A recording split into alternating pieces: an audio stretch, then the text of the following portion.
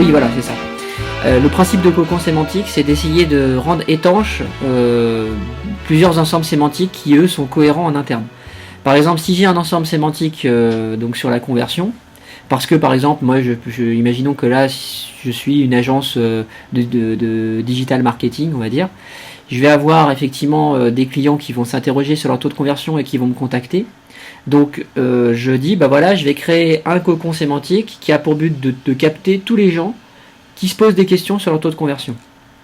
Donc toutes ces pages-là, elles vont faire des liens entre elles selon le système, page mère, page fille et lien entre les pages filles. Mais il ne faut pas que ces pages-là fassent des liens vers mon autre ensemble sémantique qui serait par exemple la création de sites web. Puisque ce sont deux sujets différents, même si ils ont quand même évidemment un peu de lien, mais ce sont deux ensembles sémantiques différents. Donc sur la création de site web, je vais peut-être avoir 5, 10, 20, 100 pages sur la création de site web. Toutes ces pages-là font des liens entre elles, mais elles ne font pas de lien vers la page qui parle de du taux de conversion.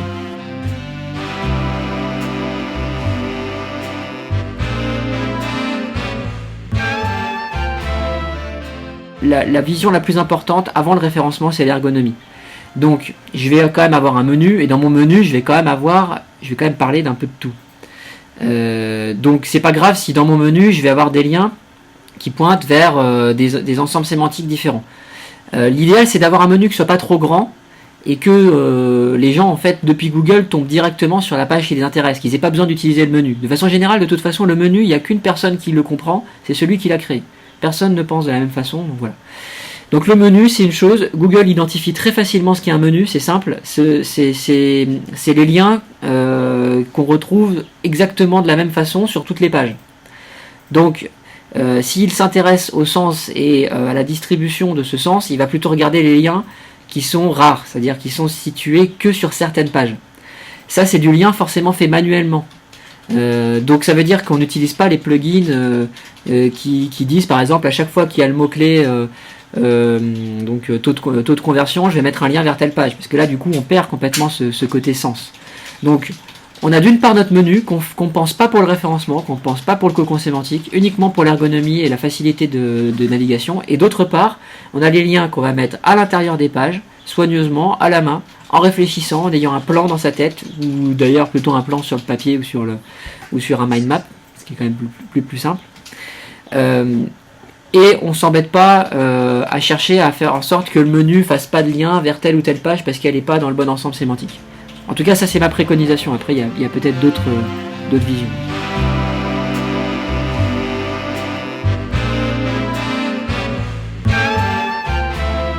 Alors jusqu'où on va là-dessus, ouais, ça c'est une bonne question.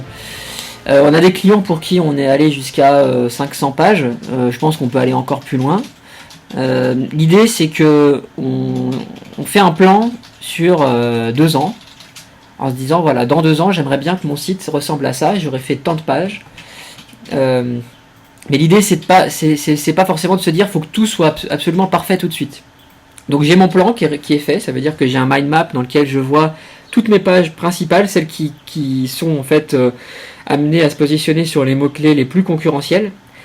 Ces pages-là, il faut qu'elles soient en haut du cocon, parce que la mécanique globalement de distribution du PageRank fait que la page d'accueil en général est celle qui a le meilleur PageRank, et elle va transmettre à ses pages filles du PageRank, qui ensuite va être transmis via ces pages filles à d'autres pages, etc. Mais il y a une déperdition à chaque fois, puisque on ne peut transmettre qu'une quantité finie de PageRank.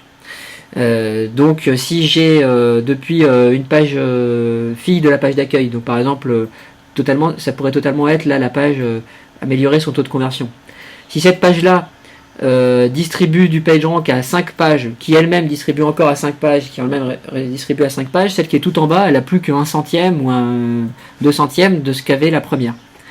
Si cette page qui est tout en bas est amenée à chercher à se positionner sur un mot-clé concurrentiel, elle va avoir du mal parce qu'elle est trop éloignée du haut et donc elle va avoir peu de PageRank. Par contre, elle sera vraiment porteuse de sens parce qu'elle sera dans un ensemble sémantique cohérent. Donc elle se positionnera quand même beaucoup plus haut que si elle avait été mise juste dans un sitemap global parmi les 500 autres pages du site.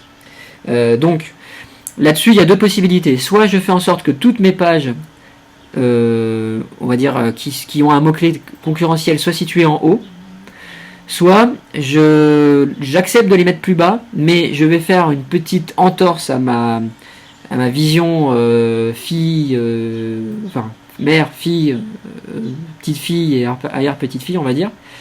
Je vais faire un lien direct depuis ma page d'accueil ou depuis une page située plus haut vers ma page qui est tout en bas. Donc l'idée c'est que c'est pas forcément grave de faire une rupture dans le sens vertical. Ce qui est plus embêtant, c'est de le faire dans le sens horizontal, en disant je vais faire un lien depuis tel cocon sémantique vers tel autre cocon sémantique. Si c'est dans le même cocon, mais que c'est juste une histoire d'étage, c'est pas très grave, et par contre c'est intéressant parce que on va booster une page d'un coup. Donc ça, nous on l'a pu le tester à plusieurs reprises. À partir du moment où on met un lien depuis la page d'accueil ou depuis une page à 4 page rank vers une page qui était située tout en bas, on passe direct de la troisième page à la première page juste par ce fait-là. Il y a aussi encore une autre possibilité, si on n'a pas envie de faire ça, qui est d'amener du lien externe directement vers la page située tout en bas. Dans ce cas-là, elle-même va gagner du PageRank et va d'ailleurs le distribuer vers le haut, puisqu'il y a toujours une page, il y a toujours un lien depuis les pages du bas vers les pages du haut.